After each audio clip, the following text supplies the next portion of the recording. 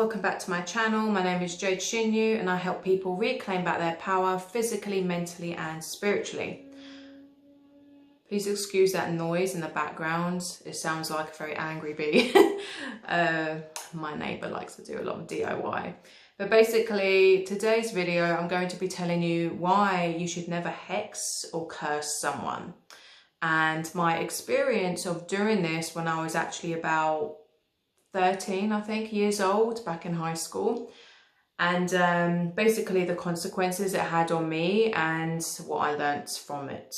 And I don't brand myself as a Wiccan or pagan or anything. However, I do really love the Wiccan philosophy of do what you want as long as it harms none.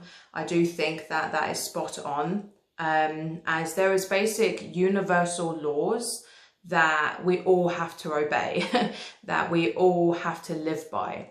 And one of them laws is the law of karma, the law of exchange, the law of what you sow, you reap, etc.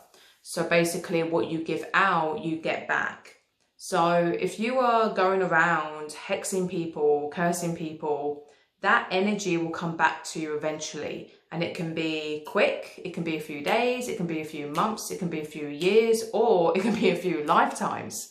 So that's why you should never wait for someone to get their karma, because it will always happen in the right circumstances. It will always happen with the right divine timing, basically. So this is a rule that I have always lived by for many years, as I believe in basically being a good person, as unpopular as that seems to be nowadays. I believe in morality and basically to live your life as compassionately and lovingly as possible. And at the same time, that doesn't mean that you're weak. It doesn't mean that you become a doormat, a people pleaser, etc. Because that wouldn't be showing compassion to yourself now, would it? So you have to have self-love, but at the same time give love to others. So with hexing and cursing, it's really just basically you are stepping a line. So if you're trying to control someone, and especially negatively, so if you're trying to inflict negative energy onto someone else, you are crossing the line of free will. So even angels and demons and, entities, higher beings know this law and they have to obey it. This is why they do everything they can to try and have a loophole, find a loophole around this law. But basically, if you try to control someone, that is one of the worst types of karma backlash that you can get, that you can attract. So it is really, really not, but it is not wise to try and control someone against their own will.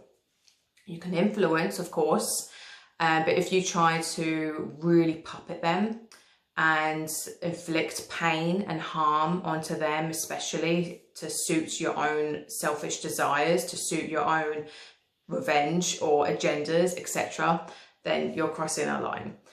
It will always come back onto you, because energy can never be destroyed, only transferred. So every thought, every action, every little energy blueprint that you've created whilst in this matrix, whilst in this lifetime, will have some sort of cause and effect. Everything is cause and effect. So it comes down to the smallest actions. What are you thinking about other people? Because even just thinking a bad thought about someone else, that is a very small form of a hex. And a lot of the time, this will always send back to our egos. Because when you get to a really high level of consciousness, you no longer seek revenge, because you have such a deep understanding of how this universe and matrix works. You don't have to seek revenge. You know that everyone is here to learn the lesson. And that karma, that energy, that pain that they inflicted onto you or other people, it will definitely go back onto them. It always does. Even if you don't physically see it, it will always have an effect. The person you can change and should be changing on this planet in this lifetime is yourself. That's all you have control over. So always remember that. So basically, when I was young, I was about 13 in high school. I've always been quite a nice person, as most empaths are, but I was definitely unwise when I was younger. And I obviously am a natural born witch, so it just kind of like came to me back then. This was like probably in the early 2000s, like, yeah, so probably mid-early 2000s. There was no YouTube or anything back then, so basically I didn't really like this girl that I went to school with. She used to always constantly give me evil looks. She would say horrible things about me. I think we both fancied like the same guy as well, so she would always like get jealous if I was talking to him, etc. So there was always like this tension, this weird sort of thing. And it went on for quite a while. And basically one day out of the blue, I just decided to try doing a little hex on her. And it was very stupid and it was very unkind and unwise. Very immature, but come on, I was 13. And so I intuitively just done a little hex on her. I didn't expect it to work. I just, you know, done it in the present moment. I won't say what I done because I don't want to teach people how to do hexes or curses, because I don't want people to be manifesting negative energy and negative things. We have enough evil and cruelty in this world, you know, it's too abundant. So basically I had done a hex on her. It was pretty simple, and it was a curse to make her break up with all her friends. So basically it was a hex for all her friends to turn against her, because she was one of the popular girls, you know, those types. And basically the next morning, all her friends were bullying her. So they had, for some reason, had a massive falling out, and it was literally like 5 of them against one, so against her. And we had a class together, and as we were queuing up to go into the class, all of them were like picking on her, they were like pulling her hair, they was calling her names, they was saying like horrible things. And now she was a bit of a loner, and she was just like, you know, an outcast, like looked really sad, etc. And me being a typical empath, as soon as I saw it, 1, I was like, oh my God, it worked like so quick. And then 2, I felt really bad. I felt really like guilty. And I felt very ashamed of myself. So, and they never made up. So literally it went on for weeks. I tried to like revert it, but I couldn't, it was too late. And it just never ceased. So basically those girls never made up with her. They bullied her for quite some time, and then eventually she made friends with another group of girls, and then she just hanged out with them instead. And then pretty much, I mean, I don't know what she's up to nowadays, but I tried to revert it, and I hope and pray that she's okay today and it doesn't still affect her. I don't think it was, because once you kind of like revert things in your heart, it can like reverse it at times, but it depends, because sometimes you can't take back a curse, sometimes you can't take back a hex, depending how powerful it is.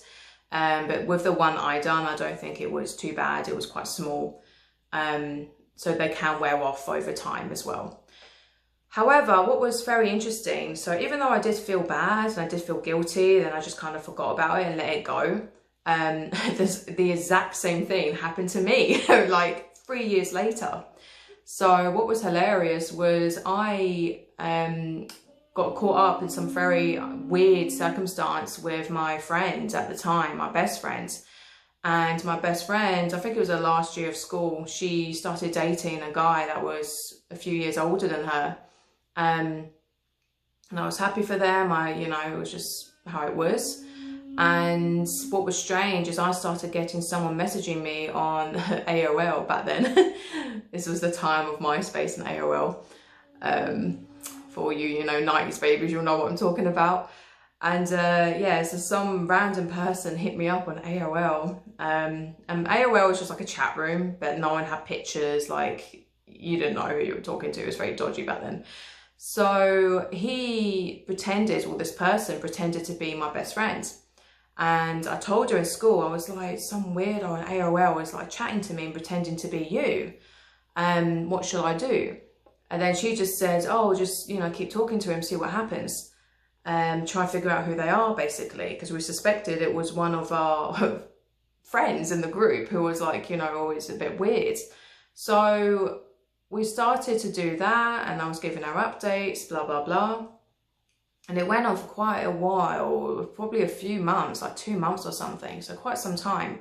And then eventually I started to know that it was definitely a man, because they were turning more perverted, more flirtatious.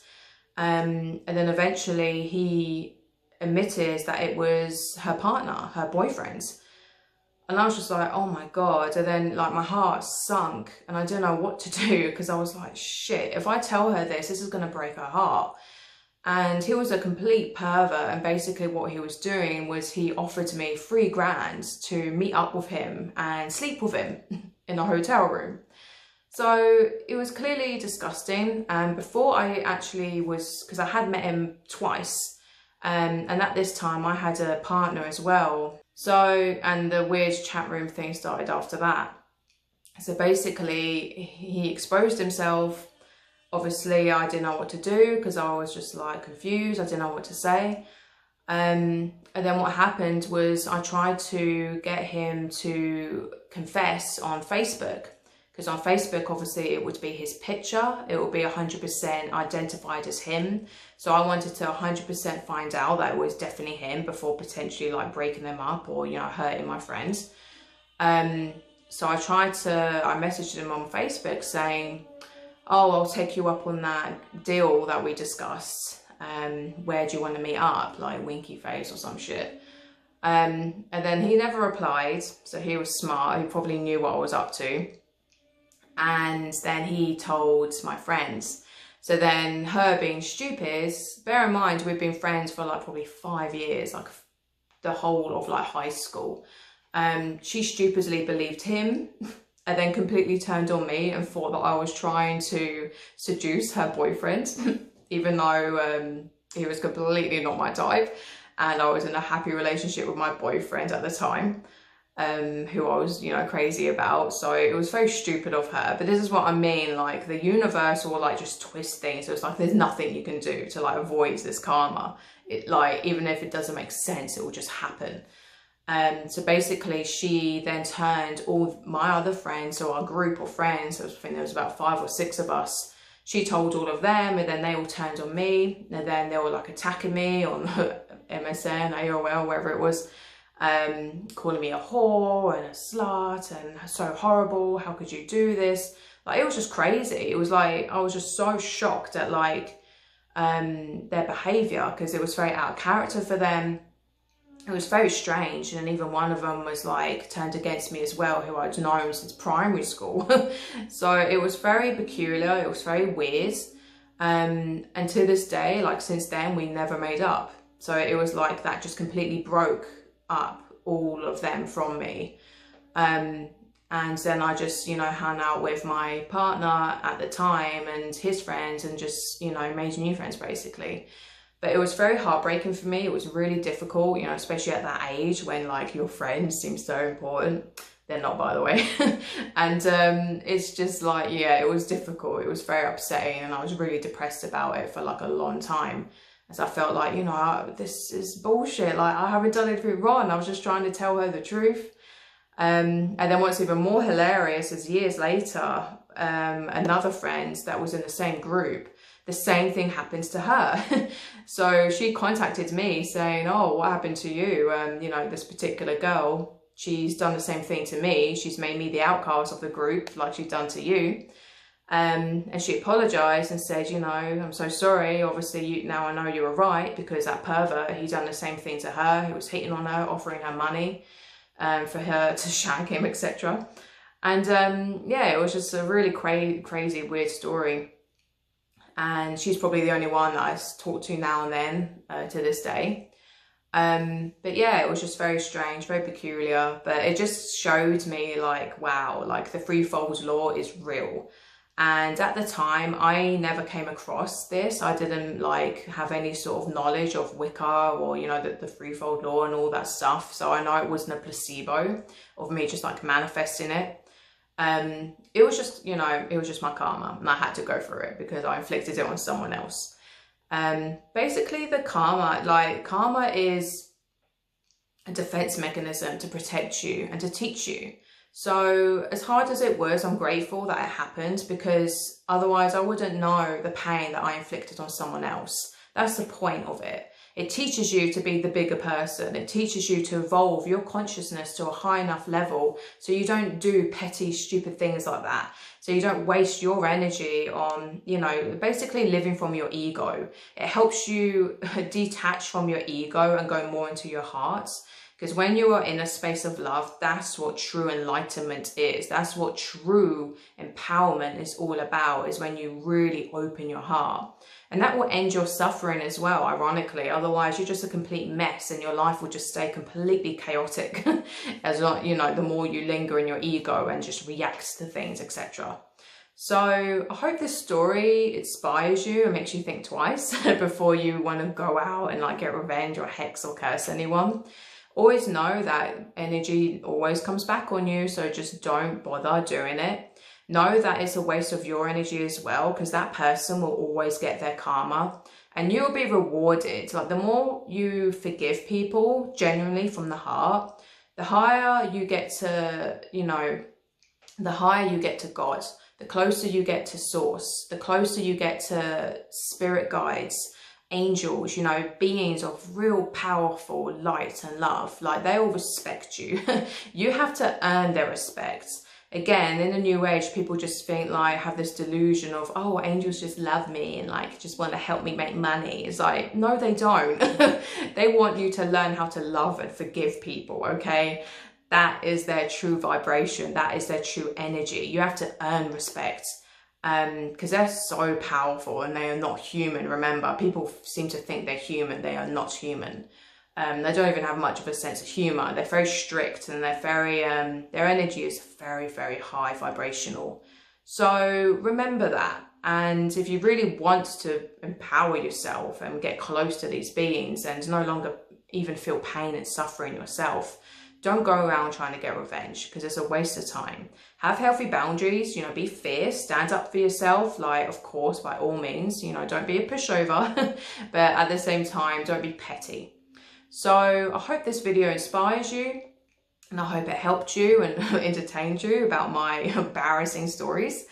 If you are interested in a one-to-one oracle card reading, then I do provide those. The link is in the description box below. I also have a free ebook and a chakra cleanse ebook, so check them out as well, and art services, so that's all on my website and all in the description box below. So until next time, lots of love to you. Ahimsa.